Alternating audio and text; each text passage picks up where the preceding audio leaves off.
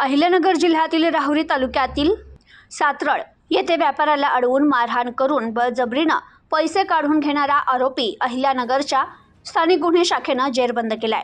Rahuri police station येथे दाखल गुन्ह्यात फिर्यादी यांनी आरोपीविरुद्ध दिलेल्या तक्रारीचा राग मनात धरत आरोपींनी गैरकायद्याची मंडळी जमवत फिर्यादीला जीवेठार मारण्याहेतू मारहाण करून त्यांच्याकडून 25,400 रुपये रोख रक्कम बळजबरीनं काढून घेतली।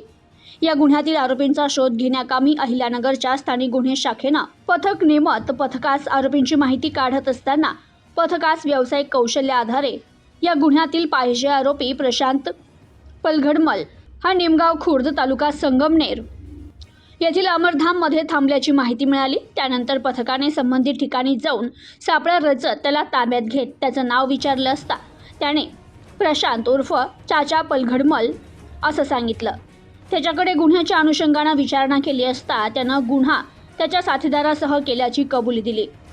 ताब्यातील आरोपीस गुन्ह्याच्या तपासकामी राहुरी पोलीस स्टेशन येथे हजर करून अटक करण्यात आली आहे। पुढील तपास राहुरी पोलीस करतायत। Bureau report news today 24 Rahuri Ahilyanagar.